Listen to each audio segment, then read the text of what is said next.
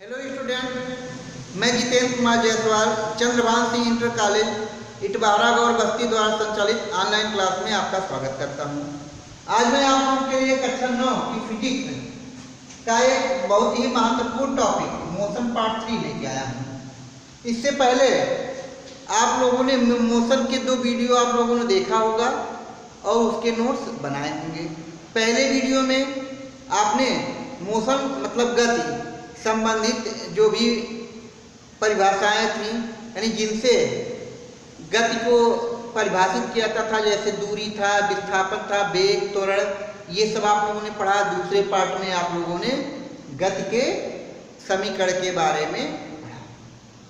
अब आपको बता दें कि जो ये तीसरा पार्ट है, ये आपका है गति का ग्राफीय प्रदर्शन। तो आपको पता होगा, आप लोगों ने निर्देशांक ज्यामिति पढ़ा होगा कि हम क्या करते हैं, किसी चीज को, एक अक्ष को हम कोई पार्ट मान लेते हैं, दूसरे अक्ष को कुछ मान लेते हैं, और हम क्या करते हैं, उसकी सहायता से हम किसी वस्तु की स्थिति को जान सकते हैं। लेकिन यहाँ हम क्या करेंगे, निर्देशांक ज्यामिति में हम क्या करेंगे, सबसे पहले हम लोग पढ़ेंगे, इसमें गति के निरूपण में हम लोग सबसे पहले पढ़ेंगे दूरी समय ग्राफ, डिस्टेंस टाइम ग्राफ। ठीक है, इस ग्राफ में हम लोग क्या करेंगे, x अक्ष को हम समय मानेंगे और y अक्ष को हम दूरी मानेंगे। यानी हम कह सकते हैं कि x अक्ष को समय मानकर और y अक्ष को दूरी मानकर ग्राफ खींचने पर दूरी समय ग्राफ प्राप्त होता है। ध्यान दीजिएगा, ये ग्राफ हम कहाँ खींचेंगे, हम लोग निर्देशांक, ठीक है, निर्देशांक ज्यामिति के अंतर्गत कार्तीय तल पर ये खींचेंगे। आप जानते हैं कार्तीय तल पे ये जो होता है आपका y अक्ष और ये आपका होता है x अक्ष। यानी हमने क्या किया, इसको क्या मान लिया, समय मान लिया, इसको क्या मान लिया, समय मान लिया, और इसको क्या मान लिया, y अक्ष को हम लोगों ने दूरी मान लिया। ऐसे में ठीक है, हमको कौन सा ग्राफ प्राप्त होगा, दूरी समय ग्राफ प्राप्त होगा। अब इस ग्राफ की जो ढाल होती है, ढाल का मतलब है इससे न्यून कोण बनाती हुई एक रेखा, इसको बोलते हैं ढाल, या क्या बोलते हैं, प्रवणता। ठीक है, ये जो ढाल या प्रवणता होती है, ठीक है, ये वस्तु की चाल को प्रदर्शित करती है। जैसा कि यहां आप देख रहे हैं कि ये क्या है, x अक्ष, ठीक है, और ये क्या है आपका y अक्ष, और इनकी जो ये ढाल है, ये प्रवणता है, ये क्या प्रदर्शित करेगी, चाल। यानी हम ये भी कह सकते हैं कि कार्तीय तल की सहायता से भी हम किसी वस्तु की गति को बता सकते हैं। ठीक है, अब वस्तु की गति को हमको बताने के लिए अलग अलग प्रकार के ग्राफों को बनाना होगा। यानी अलग अलग प्रकार के ग्राफ को हम बनाएंगे, जिससे किसी वस्तु की गति की जानकारी हमको मिलती है। तो ये जो है, ये आपका पहला नंबर ग्राफ है, ये जो है पहला नंबर ग्राफ है। यहां देख रहे हैं कि इस ग्राफ की आप, ये कौन सा ग्राफ है, तो ये आपका दूरी समय ग्राफ है। क्यों, क्योंकि x अक्ष को क्या माना गया, समय माना गया, और y अक्ष को क्या माना गया, दूरी माना गया। यहां देखिए ढाल प्राप्त हुआ, ये आपका होगा 4। ठीक है, अब देख रहे हैं कि समय बढ़ता चला जा रहा है। मान लीजिए समय यहाँ 5 मिनट था, यहाँ 10 मिनट हो गए, यहाँ 15 मिनट हो गए, यहाँ 20 मिनट हो गए, लेकिन देखा कि उसके चाल में कोई परिवर्तन नहीं हुआ। इसका मतलब उसके चाल में कोई परिवर्तन नहीं हुआ। इसका मतलब हम कह सकते हैं कि वस्तु स्थिर अवस्था में है। यानी वस्तु क्या है, पहले वाले में क्या है कि वस्तु के चाल में कोई भी परिवर्तन नहीं हो रहा है। इसका मतलब कह रहा है कि क्या है कि वस्तु स्थिर अवस्था में है। तो हमारा जो पहला कंडीशन क्या दर्शाता है कि वस्तु स्थिर अवस्था में है।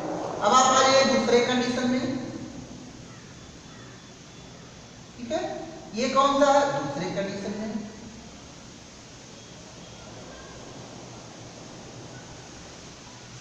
दूसरे कंडीशन में क्या है कि यदि ये जो ढाल है, ये जो ढाल है यानी ये ढाल किसकी है, चाल की है, अगर सरल रेखा प्राप्त हो, क्या हो, एक सीधी रेखा प्राप्त हो, तो सीधी रेखा प्राप्त होने से हम कह सकते हैं कि वस्तु की चाल क्या है, नियत है। वस्तु की चाल क्या है, नियत। हाँ, एक चीज और देख लीजिए कि जब हम लोग क्या करते हैं कि ये जो चाल होता है, ठीक है, ये आप जानते हैं कि चाल बराबर होता है दूरी बटा समय। तो हम ये कह सकते हैं कि इन दोनों x और y का जो अनुपात होता है, ठीक है, वो ढाल होता है, वो ढाल होता है। और यहाँ x और y का अनुपात कितना है, ठीक है, यही हम कह सकते हैं कि ये क्या है, हमारा चाल। ठीक है, अब हाँ आ जाइए फिर से किस नंबर पे, दूसरे नंबर पे। दूसरे नंबर पे क्या है, ये सीधी रेखा प्रदर्शित होती है, मतलब वस्तु की चाल क्या है, नियत है। जैसे नियत होने का मतलब क्या है, हमने कह दिया कि कोई वस्तु जो है एक मिनट में 5 किमी चलता है। 5 किमी ना कर देते हैं, 1 सेकंड में कर देते हैं। 1 सेकंड में हमने कह दिया, चलो 1 सेकंड में, ठीक है, 5 मीटर चलता है। ठीक है, 2 सेकंड में 10 मीटर चलता है। 3 सेकंड में 15 मीटर चलता है और 4 सेकंड में 20 मीटर चलता है। तो ऐसे में हम देखेंगे कि जब हम इसका चाल निकालेंगे तो चाल बराबर क्या होता है, दूरी बटे समय। तो यहाँ जो चाल हो जाएगा, चाल कितना हो जाएगा, यहाँ नहीं दे रहे हैं, यहाँ जो चाल हो जाएगा, पहला नंबर जो चाल होगा वो क्या होगा, 5 बटे 1 बराबर 5 मीटर प्रति सेकंड। दूसरा वाला क्या हो जाएगा, चाल 10 बटे 2 बराबर इसका भी हो जाएगा 5 मीटर प्रति सेकंड। तीसरा क्या हो जाएगा, 15 बटे 3 बराबर हो जाएगा 5 मीटर प्रति सेकंड। और चौथा क्या होगा, 20 बटे 4 मतलब कि 5 मीटर प्रति सेकंड। तो यहां सभी केस में क्या हो रहा है कि चाल सब में क्या है, नियत, यानी दूरी भी बढ़ रहा है। इसका मतलब क्या है, दूरी भी बढ़ रहा है और समय भी बढ़ रहा है, लेकिन चाल का मान कितना है, नियत है, यानी समान है। तो हम कहते हैं कि नियत चाल, यानी हम कह सकते हैं कि वस्तु जो है किस चाल से, नियत चाल से गतिमान है। अगला नंबर जो है, ये तीसरा नंबर जो है, तीसरे नंबर में हम लोग देख रहे हैं कि पहले तो चाल बढ़ रही है, फिर समय के साथ चाल क्या हो रहा है, यानी यहां से लेके देखिए, यहां से लेके यहां तक की दूरी उसने बहुत कम समय में तय की। जैसे कहने का मतलब हम ये कह सकते हैं कि ये आपका ऐसे देखो, ये आपका मान लीजिए 5 सेकंड है और ये आपका 30 मीटर है। यानी 5 सेकंड में कितना 30 मीटर। फिर उसके बाद हमने देखा कि ये 6 सेकंड है, लेकिन अब 6 सेकंड में हमने देखा कि केवल 32 मीटर गया। जब हम 7 सेकंड में जाते हैं, जब हम क्या करते हैं 10 सेकंड में जाते हैं, जब ये 10 सेकंड में हम जाते हैं तभी हम देखते हैं कि 35। इसका मतलब अब हमने क्या किया, और ज्यादा समय लिए 10 के बाद 15 सेकंड लिया, तो हमने देखा कि अब कोई परिवर्तन नहीं हुआ। इसका मतलब कि शुरू में चाल बढ़ रहा था और बाद में क्या हो गया, चाल घटने लगा। तो हम कह सकते हैं कि ये जो हो जाएगा वक्त, ठीक है, वक्त की चाल समय के साथ क्या हो रही है, घट रही है, घट रही है। ठीक है, यानी वक्त की चाल क्या है, समय के साथ क्या हो रही है, घट रही है। अगला नंबर देखिए कि यहां जो है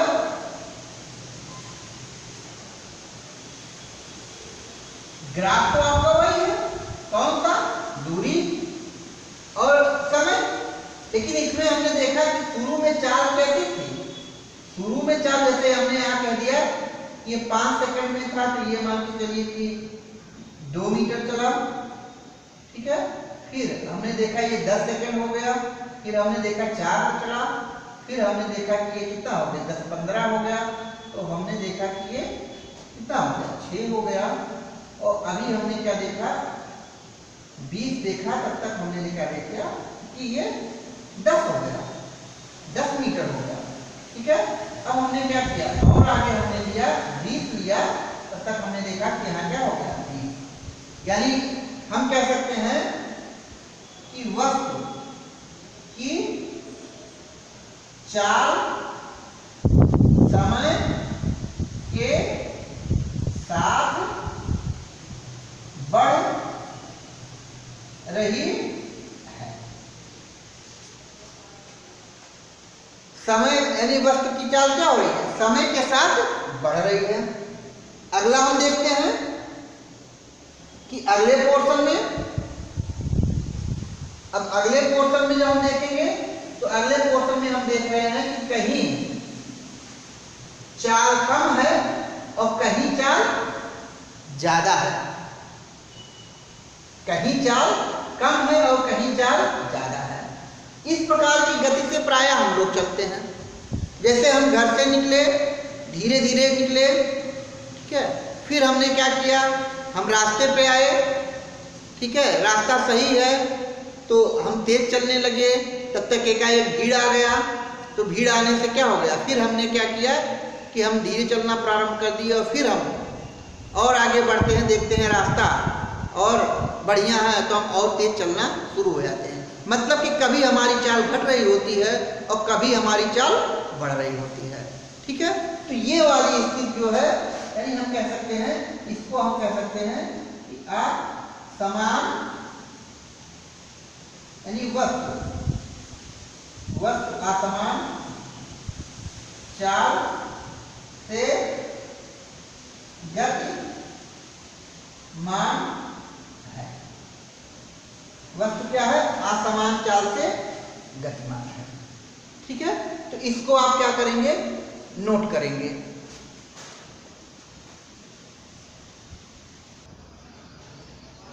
जो दूसरा हमारा ग्राफ है वो विस्थापन समय ग्राफ है। ये बिल्कुल पहले वाली ग्राफ की तरह है। ठीक है, जैसे पहला आप लोगों ने पढ़ा था दूरी समय ग्राफ, ठीक है, ये इसमें क्या है, विस्थापन समय ग्राफ। आपको बता दें कि ग्राफ पूरा वही बनेगा। अब वहां जो विस्थापन यानी दूरी समय ग्राफ में जो हमको प्राप्त हो रहा था ढाल, वो क्या प्राप्त हो रहा था, चाल के रूप में प्राप्त हो रहा था। यहाँ जो होगा वो वेग के रूप में प्राप्त होगा, यानी क्या होगा, वेग के रूप में। तो ऐसे में अगर हम क्या करते हैं, x अक्ष को समय, यानी इसको हम क्या करते हैं, समय मान लें, ठीक है, t, और इसको डिस्प्लेसमेंट यानी इसको विस्थापन मान लें, y अक्ष को हम क्या मान ले, विस्थापन, और x अक्ष को मान ले समय। तो ये जो हमको ढाल प्राप्त होती है, ये ढाल हमको क्या होगा, ये ढाल हमारा वेग होगा।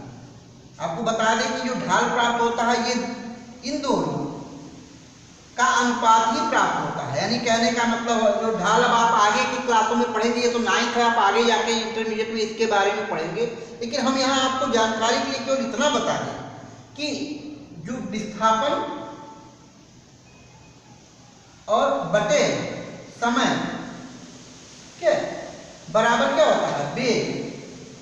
तो जो जैसे अनुपात प्राप्त होता है वैसे यहाँ क्या होता है, ढाल प्राप्त होता है। ठीक है, अब जब बाकी सारी जो कंडीशन है वो चाल की तरह है। जैसे अगर ये पहला कंडीशन जो है ये है, ठीक है, ये आपका t हो गया और ये हमारा क्या हो गया, s हो गया, दूरी हो गया, ये वेग क्या हो गया, v। तो पहला क्या है, ये v, इसका मतलब यहाँ क्या होगा, वस्तु कैसा होगा, विरामावस्था में होगा, मतलब वस्तु का वेग क्या होगा, 0 होगा। दूसरा कंडीशन हमने बताया था ये, ठीक है, यानी सरल रेखा प्राप्त होता है, क्या होगा, सरल रेखा प्राप्त होगा। सरल रेखा प्राप्त होगा तो इसका मतलब क्या होगा कि वेग नियत होगा। तीसरा क्या हमने बताया था कि ये फिगर हमने बताया था, तो इसमें हमने बताया था कि वस्तु क्या हो रहा है, समय के साथ लगातार वस्तु का वेग क्या हो रहा है, कम हो रहा है।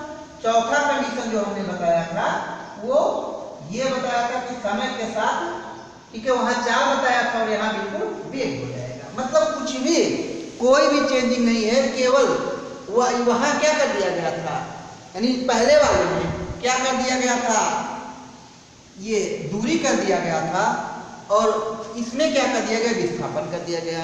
आप जानते हैं कि दूरी क्या है, दूरी आपकी अदिश राशि है, ठीक है, इसलिए जो इससे दूरी यानी दूरी और समय से जो प्राप्त हो रहा है वो ग्राफ जो प्राप्त हो रहा है, ढाल वो चाल है, तो ये भी क्या होगा, अधिक होगा। और हमने ये वाला क्या है, विस्थापन और समय, तो इससे जो प्राप्त हो रहा है ये वेग प्राप्त हो रहा है इस तरह से। बाकी दोनों के जितने भी कंडीशन होंगे सबके सब क्या होंगे, सेम होंगे। तो जैसे आप लोगों ने पहला कंडीशन लिखा था वैसे ये दूसरा कंडीशन भी आप लोग लिखेंगे। ठीक है, अगले वीडियो में आपको एक नया टॉपिक देखने को मिलेगा।